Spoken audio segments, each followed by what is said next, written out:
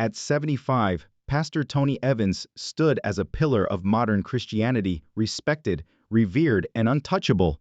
But all of that changed the moment Gino Jennings stepped into the sanctuary. What began as a routine service erupted into a spiritual showdown. Jennings didn't come with pleasantries, he came with fire. In front of a stunned congregation, he called out what he called watered-down doctrine, exposed what he claimed were dangerous compromises, and challenged Tony Evans face to face. The tension was thick, the fallout immediate. Believers who once stood united are now divided. Pastors are picking sides. And Tony Evans? He's now under more pressure than ever to defend not just his name, but his entire ministry. This wasn't just a clash of personalities. This was a collision of truth, ego, and theology. And the question on everyone's mind, did Gino Jennings go too far? Or did he finally say what others were too afraid to speak? What exactly did Gino Jennings say that left Pastor Tony Evans in stunned silence? And why is the entire Christian world still talking about it? This wasn't just a disagreement, it was a spiritual confrontation that played out like a thunderclap across the church. Pastor Tony Evans,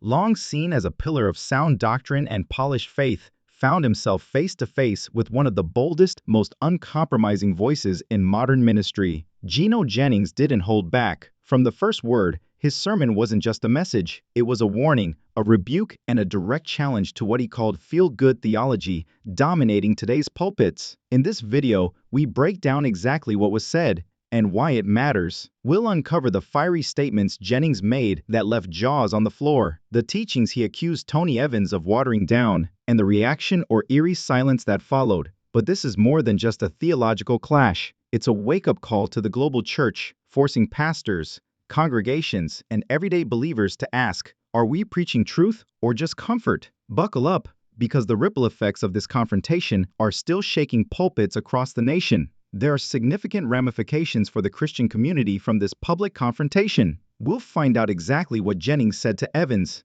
Jennings claims that the contentious concept is misguiding millions of people. The meaning behind Tony Evans' unexpected quiet. The most terrifying of all is how Evans' legacy might have been irreparably harmed by this encounter. This is not something you want to miss. This is where things start to get interesting, so hold on tight. It began as any ordinary Sunday would. Known for his unabashed, unvarnished, and fiery style of preaching, Gino Jennings stood in front of a crowded church and many more who watched online. However, Jennings' tone changed with barely controlled intensity, departing from his main message of sin and salvation. This message is not just for the sinners. It's for the false teachers hiding behind fancy words and watered-down doctrine, he said, looking directly into the camera. Although he didn't initially mention Tony Evans by name, the tension in the room was palpable as Jennings started to tear into what he called prosperity-centered preaching and feel-good theology that denies the full weight of God's judgment. This isn't some kingdom man, he added. The audience gasped. This is Bible, raw, uncut, and holy.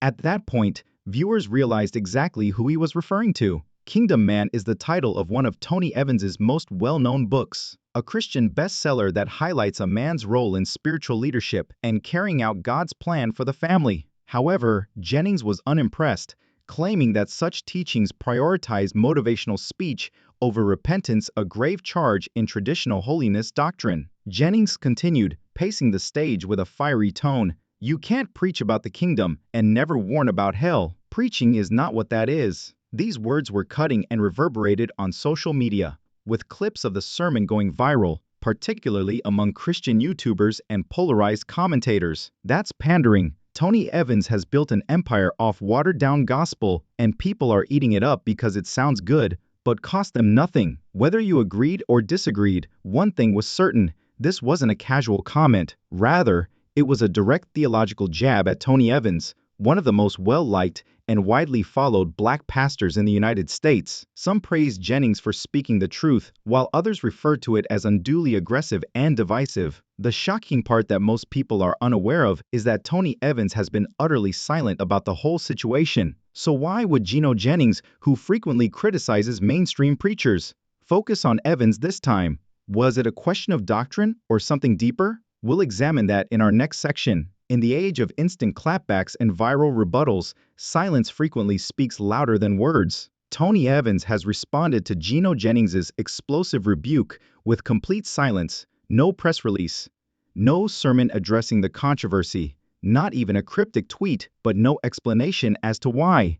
The question that now plagues the Christian community is whether Tony Evans's silence was a calculated move to avoid conflict, or if it was an indication of a deeper spiritual and emotional struggle behind the scenes. This is because his quiet response, or lack thereof, has raised more questions than answers for a man who is known for being articulate, media savvy, and deeply invested in spiritual leadership. Since Gino Jennings is notorious for criticizing pastors, some insiders and experts think Tony Evans is playing it smart. Joel Austinine, TD, Jake's Krello Dollar, and Evans are aware that interacting with Jennings in public could devolve into a theological slugfest, and answering could draw even more attention to Jennings, heighten the drama, and potentially confuse or split Evans' own supporters. He might be asking himself, why dignify a public accusation with a public reaction? This view holds that quiet is wisdom rather than weakness. Some of his supporters have even gone so far as to declare on social media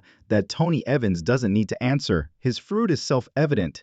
Examine his scholarship, his legacy, and his constancy. Tony Evans, who has been building ministries, pastoring Oak Cliff Bible Fellowship in Dallas, and writing nearly 150 books and Bible studies, is too experienced to get involved in pulpit drama. They may have a point. However, there is another theory that is darker, more unnerving, and, to be honest, more human. According to the spiritual burnout theory, some insiders speculate that Tony Evans may be emotionally and spiritually worn out. This is because he recently went through a very difficult personal tragedy. His wife, Lois Evans, died in 2019 after a protracted fight with cancer. This loss devastated him, and many family members claim he has never fully recovered. Even though he resumed preaching, many noted that his tone had changed, becoming more solemn and less animated. His once bold declaration had become softer and more reflective, and in a number of sermons, he even alluded to feeling alone in ministry and carrying a burden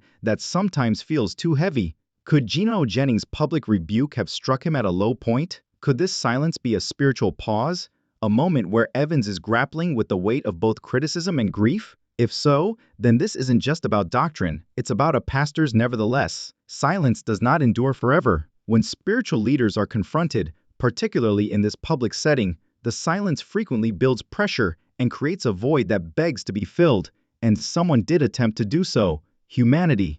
A man who has dedicated himself to ministry only to be challenged in his most vulnerable season. Priscilla Shirer, his daughter, was anything but invisible. If Tony Evans was silent, she didn't clap back, she didn't name names, and she didn't even mention Gino Jennings. But her recent sermon, which was given just days after Jennings's viral video criticizing her father, sent a message so loud and purposeful that both critics and fans took notice. A sermon full of subtext. Priscilla talked about being attacked while walking in obedience. Some described it as a subtle rebuke wrapped in spiritual elegance, while others described it as a daughter standing in the gap. If you watched it closely, you could see that she wasn't just preaching, she was defending her legacy. The tone, timing, and tension of her message had Gino Jennings written all over it, even though his name was never mentioned. Perhaps it was a coincidence. But in the world of Black church ministry, nothing is ever just a coincidence. She talked about how people can criticize what they don't understand about your calling, and how even fellow believers can become tools of discouragement when led by pride rather than the Spirit. The audience erupted in applause as she even paused at one point, her eyes glistening, and said, "God sees those who are speaking against his servants, and he is not mocked." Although her message appeared to be one of general encouragement, the underlying theme was straightforward. Her father didn't need to defend himself.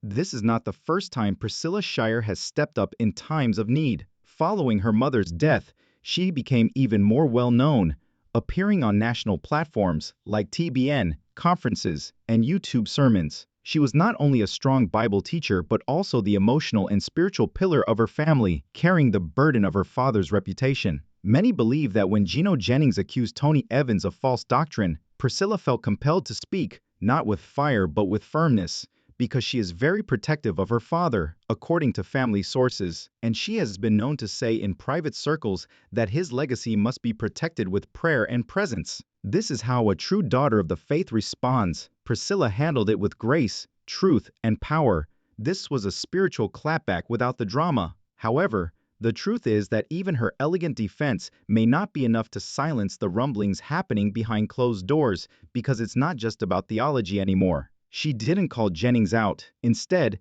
she called heaven down, and it resonated. Comments flooded her video. If Gino Jennings stands for confrontation and Tony Evans for legacy, then Priscilla Shirer represents a generation caught in the middle. It's about power, popularity, and the pressure of public scrutiny. And now, another question: is the Christian community prepared to have a real conversation about the divisions brewing beneath the surface? This was not just another church dispute.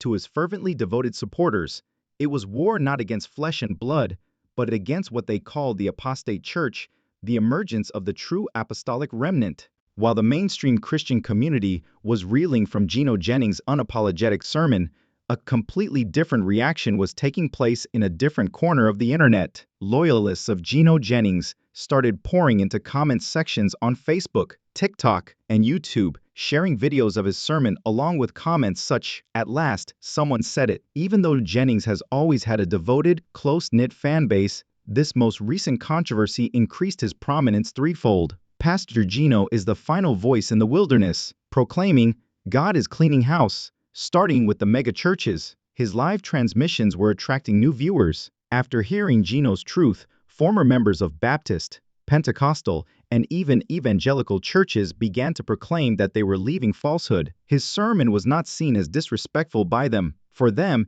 it was a sign of spiritual bravery. They started calling themselves the unbought, the obedient, the pure, and the remnant. And to whom were they addressing? Megachurches, women pastors, prosperity preachers, Joel Osteen, Joyce Meyer, T.D. Jakes, and yes, Tony Evans. Jennings wasn't the bad guy in their eyes. He was the remedy for the church's disregard for radical zeal or moral change. Critics, however, were unimpressed. They drew attention to his followers' increasingly combative rhetoric. Others started calling other Christians false converts. Those who listened to Tony Evans, according to others, were headed to hell. Among the unsettling remarks were the following: "Tony Evans is soft. Priscilla is out of order. God is finally cleaning the house. And if you're not with Pastor Jennings, you're deceived."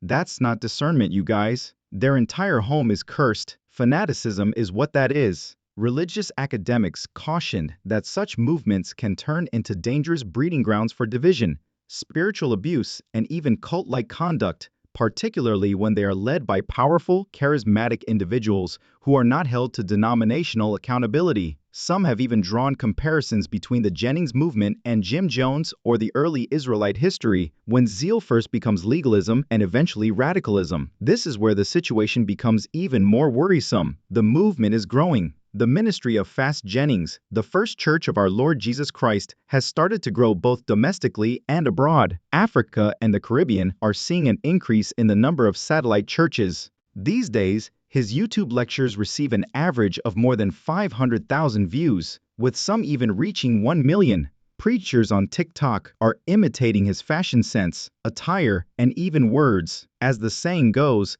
conflict attracts attention. And that attention carries duty as well as power. The most concerning aspect, though, is that a large number of these new recruits are not simply quitting other churches. They're severing ties with their loved ones, leaving their professions, and even removing themselves from all outside influences, in the interest of truth, of course. As a result, the church as a whole is now confronted with an issue it cannot ignore. Is this a covert insurrection or the rebirth we yearn for? The distinction between fearless censure and audacious truth is becoming increasingly hazy. Additionally, the pressure on established leaders like Tony Evans is increasing as more voices join the cause. However, what occurs when his inner circle is affected by this pressure? Every effective preacher has a team behind them: lifelong supporters, ministry coordinators, pastoral staff, advisors, and elders. At Oak Cliff Bible Fellowship, Tony Evans had established a reputation for being the leader of a close-knit spiritual family as well as a church for many years. However, fractures appeared when the Gino Jennings incident flared like a wildfire. The inner ring breaks. Several insiders claim that soon after Jennings' sermon went viral, the leadership of Oak Cliff Bible Fellowship held an urgent secret meeting.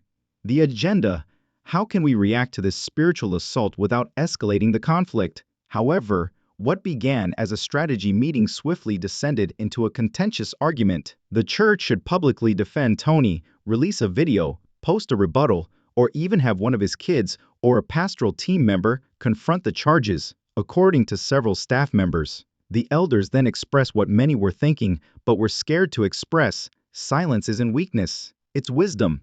Don't stoop to their level. What if this is a wake-up call? Not everything he said was untrue. It was believed that this moment produced a change in the room because, let's face it, even if Gino Jennings spoke with venom, some of the fundamental concerns he brought up had been discussed in private for years.